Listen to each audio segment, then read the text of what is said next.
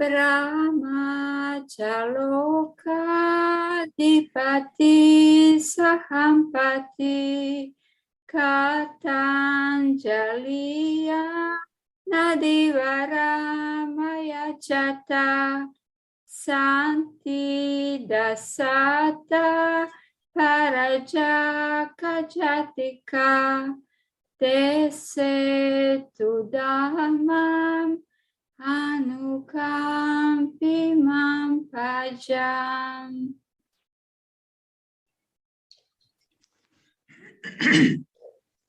Namo tassa bhagavato arahato samma sambuddhassa.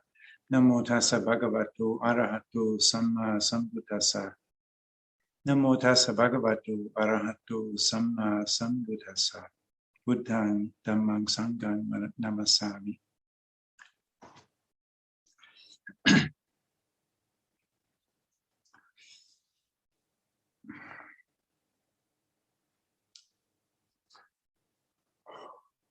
Well, Tisarana news.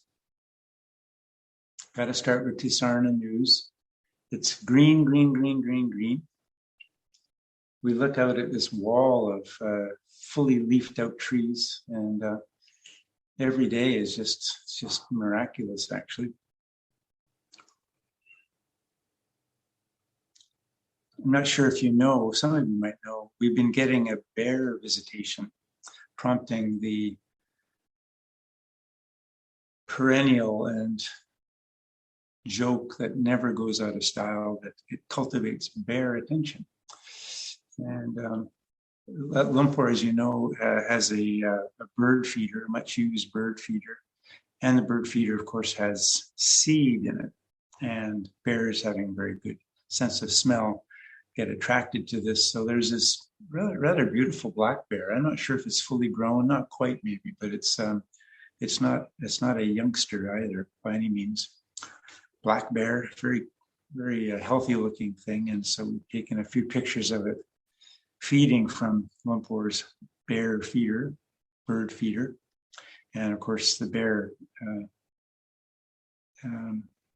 does what bears do with things that they aren't supposed to get into, which is it tears them apart.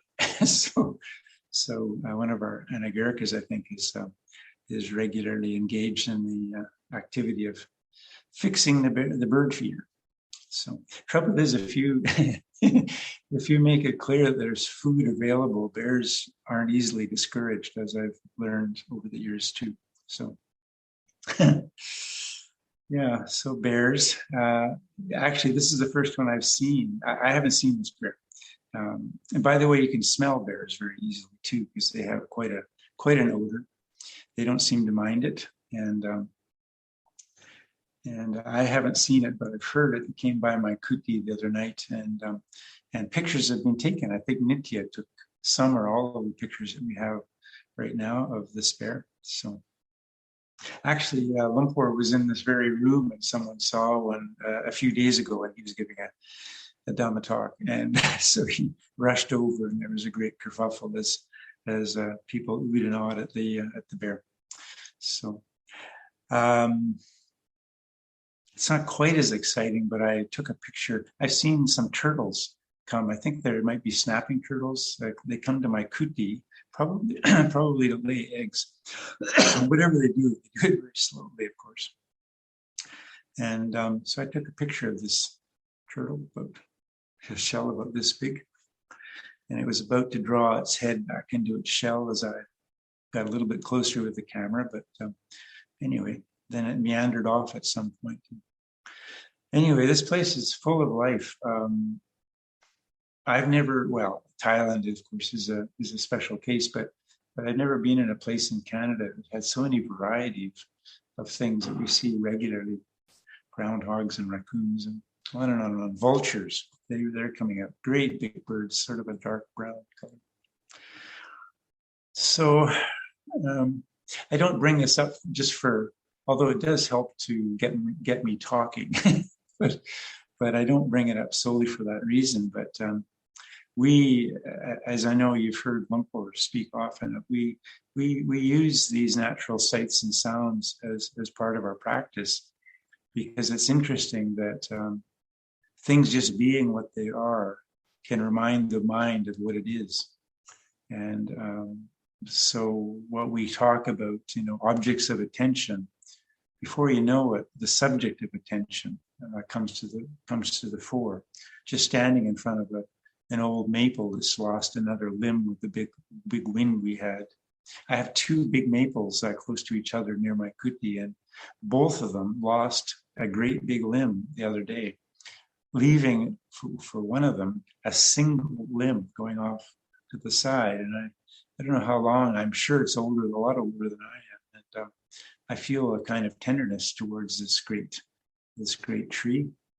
And I don't know what it feels about losing another limb, or its mate just a few meters away having lost its limb too. They're like siblings, actually.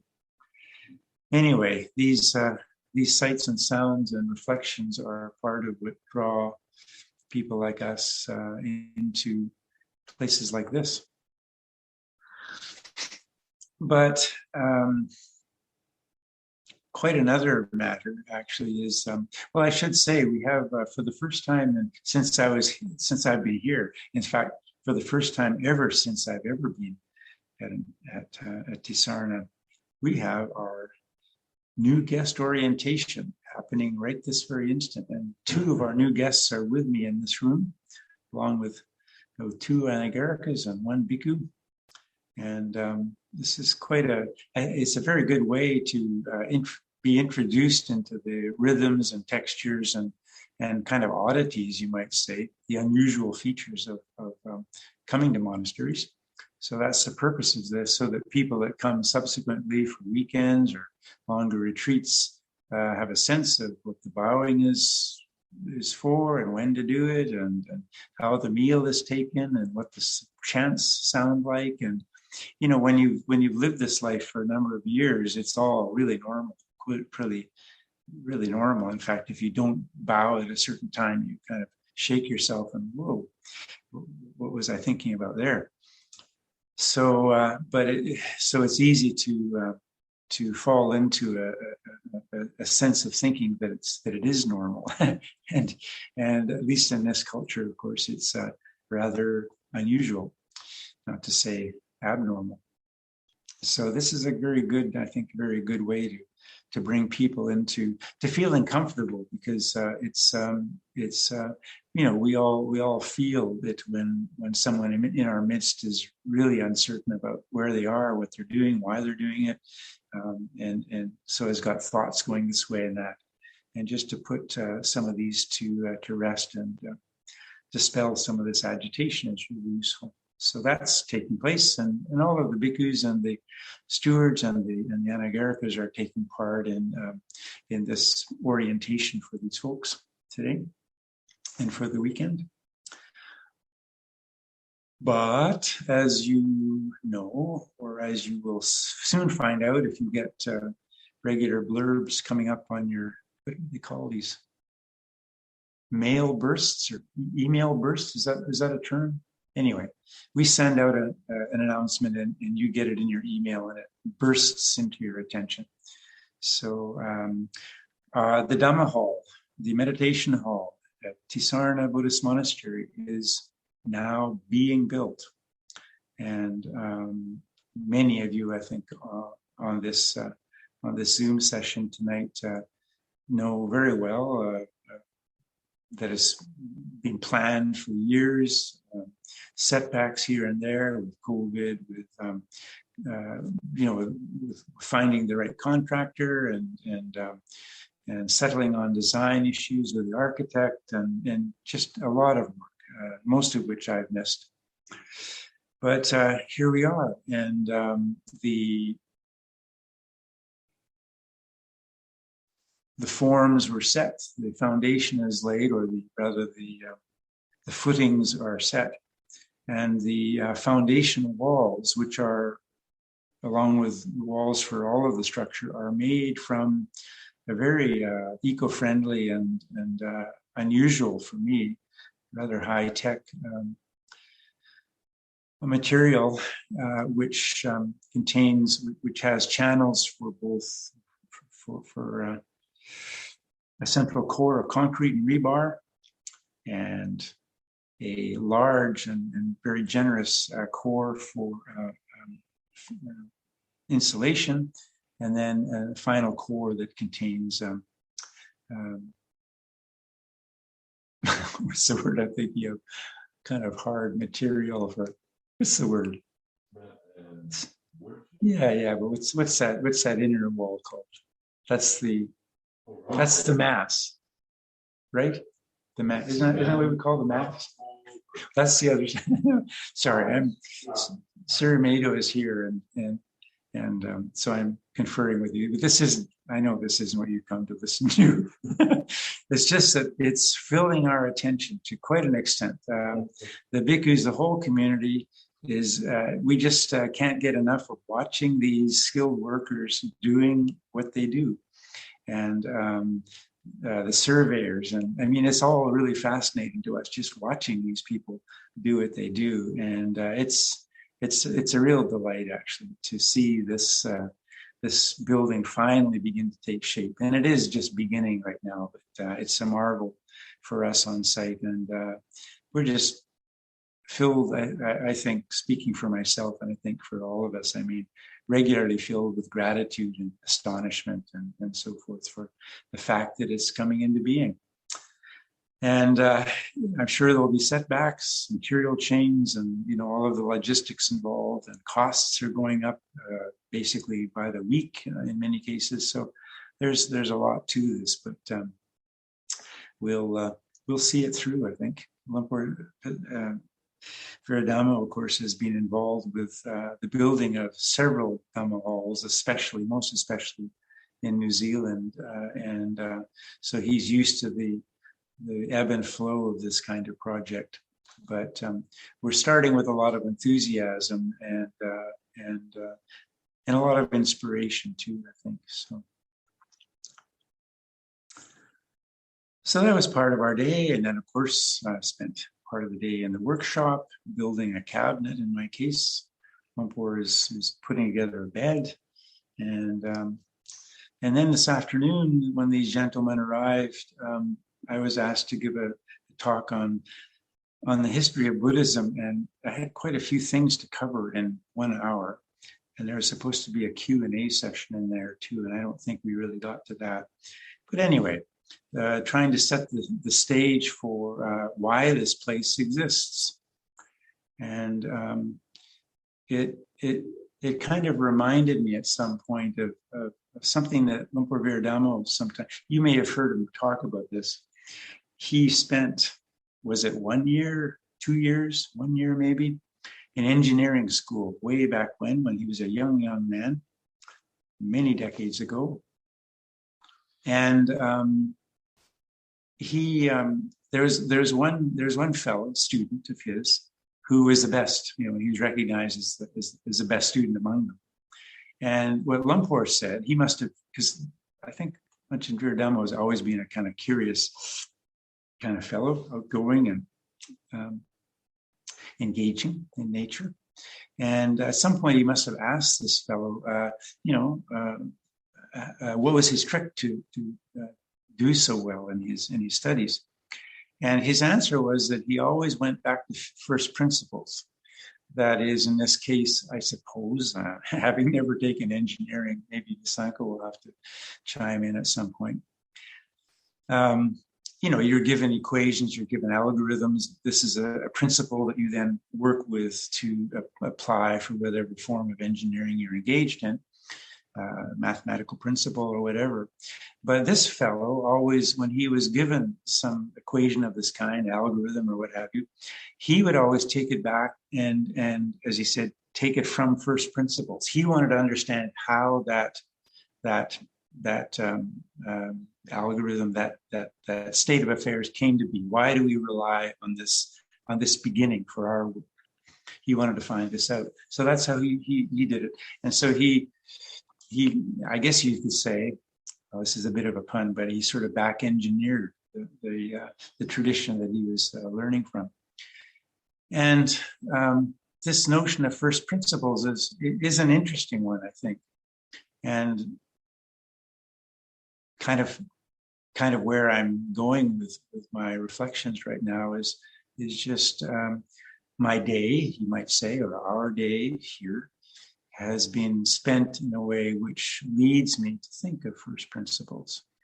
And this afternoon, talking about the Buddha, talking about the early Vedic context, the wandering, the tradition of wandering mendicants, the caste system, and all of that, meditation, formation of Buddhism, Buddhist schools, movement into eventually into Thailand, forest monks, city monks, scholar monks, this kind of thing. Buddhism developing in northeast Thailand, Lumpur Cha being brought up in that rugged, resourceful culture, taking to the Dhamma in the way he did, and applying what was clearly some prodigious skills in his practice, determination among them, certainly. And as he always says, patient endurance.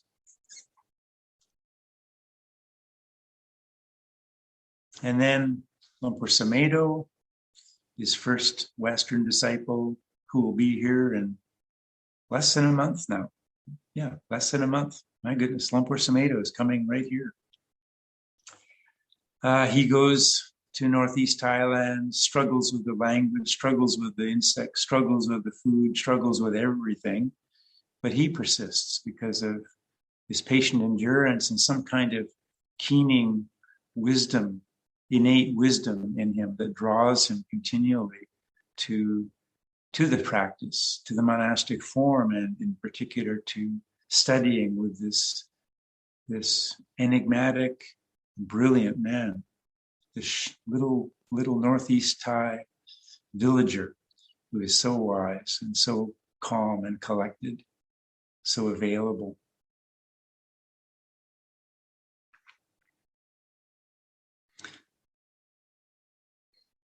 Lumpur Sumedho turns out to be something of a natural teacher. He's a leader.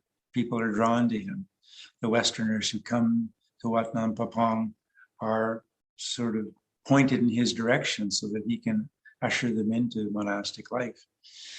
Then he is led to begin the Wat Panana Chat, the International Forest Monastery, within walking distance, a good long walk, but still walking distance up in the Ubon area. So that gets started. Monks that we've heard about, some of the monks who have visited us also at Tisarna, begin their monastic practice there. Lumpur Viradamo meets Lumpur Sumedho around this time, I think at Wat Pong, but then goes among the very first to Wat Panana Chat. Eventually there's an invitation to go to England. So Lumpur Sumedho goes to England with Lumpur Cha to sort of scout things out, gauge a sense of the temperament of the English people, the readiness that they may or may not have to absorbing monastic life, monastic practice, to absorbing Buddhist monastic life and practice in this strange land. It's found to be receptive to this. Lumpur Cha gauges the temperament of the people with his characteristic quick wisdom. And Lumpur Sumedho remains with a small group of monks. Lumpur Viradamo soon joins him. And this tradition just begins. Over time, Lumpur Sumedho sanctions and accepts the invitation in various other areas in England and then also in other areas. Italy, New Zealand, Switzerland, Portugal, so on, Canada, United States. And so this tradition just keeps developing.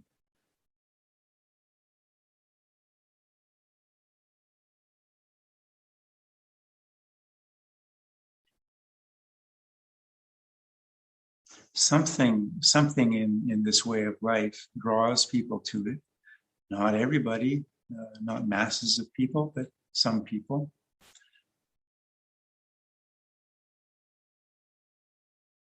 And some of these people find in it resources which draw them to it, nurture them, and allows them to mature within it for their lifetimes.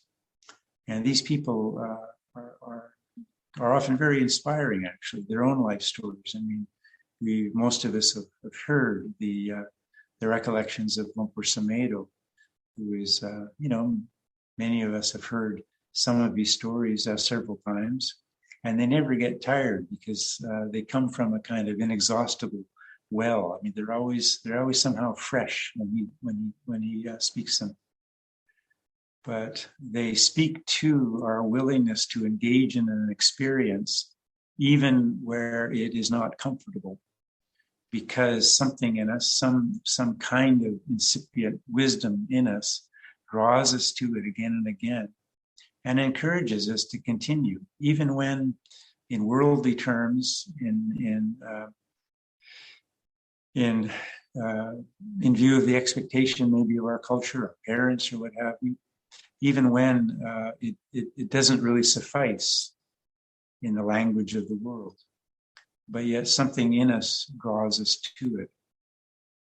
And over time, if we give it time, and we apply ourselves with some dedication and loving interest and just patience, willingness to continue, interest, curiosity, we do find in it seems, and I can speak for myself. I mean, I find in it, sometimes after periods that are kind of dry, difficult, questioning, wondering, sorting things through this way and that, but again and again it resolves to a place of some quiet and some stability and some new reckoning of life that lies before me. And I imagine that it's something like that for many of the monks that we know and the nuns that we know.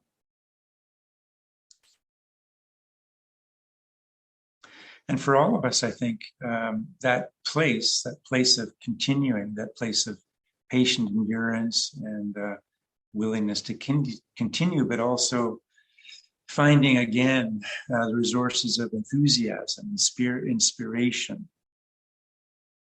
curiosity. This has to do with coming once again to the first principles in us. You may find that 5 months after you first began practicing, or 5 years, or 30 years after you first began practicing, you may find that similar questions arise again and again. Similar questions to the ones that you had when you were much younger, maybe. Because really good questions don't necessarily get answered. They simply deepen as we give ourselves over to asking them again and again.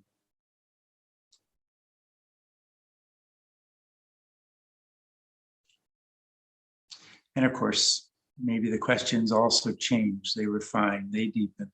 That happens too.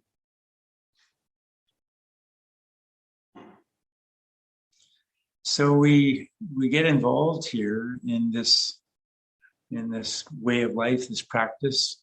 We have this opportunity to engage in an ancient tradition, but one which regularly has to renew itself in this culture that we happen to find ourselves in.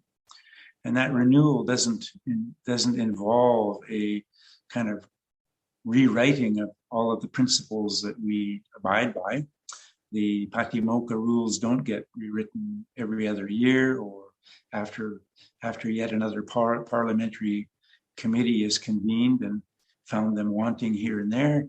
No, we sort of give ourselves to this ancient tradition, but somehow something in it becomes regularly refreshed.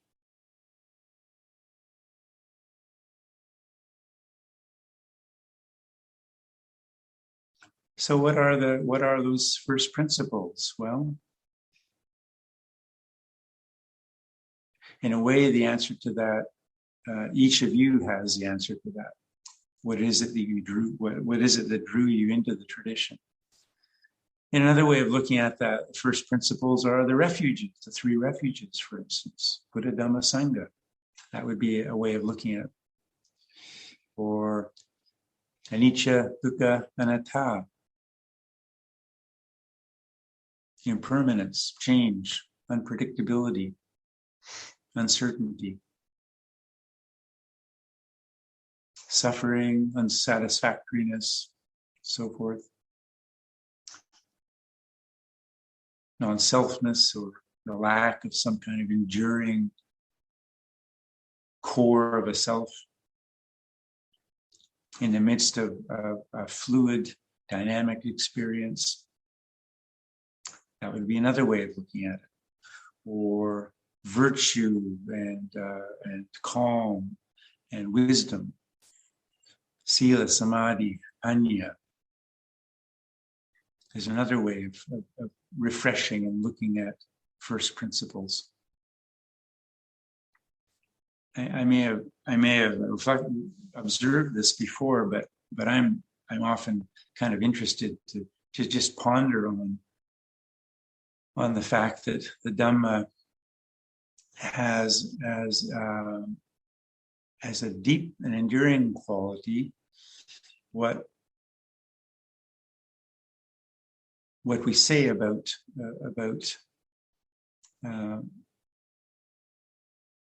Mandelbrot sets, this form of geometry that kind of replicates itself endlessly, infinitely, apparently, producing similar patterns. So you can look at the tiniest scale or the grandest scale, and the same pattern has been replicated. Anywhere, in other words, anywhere in that pattern that you select, you'll find the entirety. And the Dhamma has this quality, I think. And that's, for me, a kind of first principle. It's a mark of its profundity, but also its beauty.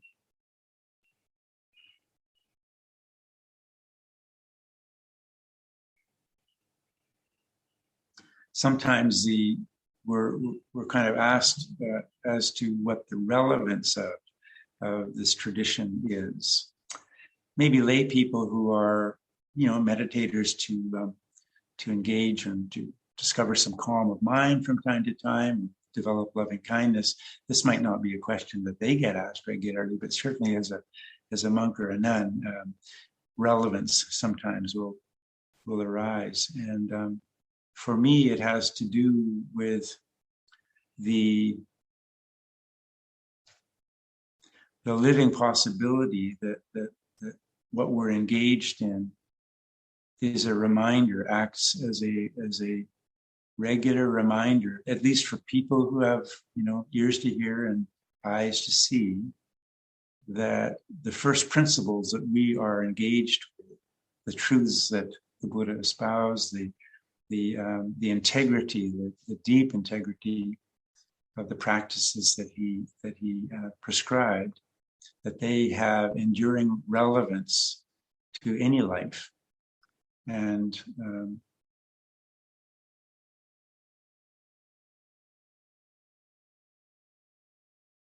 certainly it can have no less relevance now in our day and age when confusion and disruption and worry and disappointments at so many levels are predominate really in socially and within countries and in individuals themselves.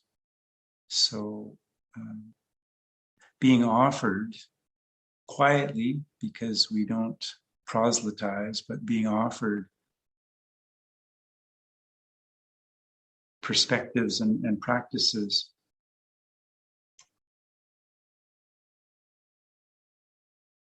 which are awakening, which are calming, which lead to virtue, and which simply cultivate kindness and generosity, truthfulness, and so forth.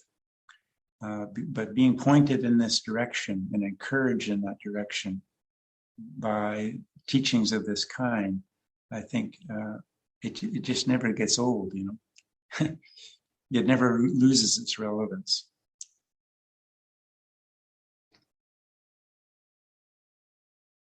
So I'm going to encourage you to find your own first principles, abide in them, and remind yourself of them, and rejoice in them. And I'll leave you with these reflections.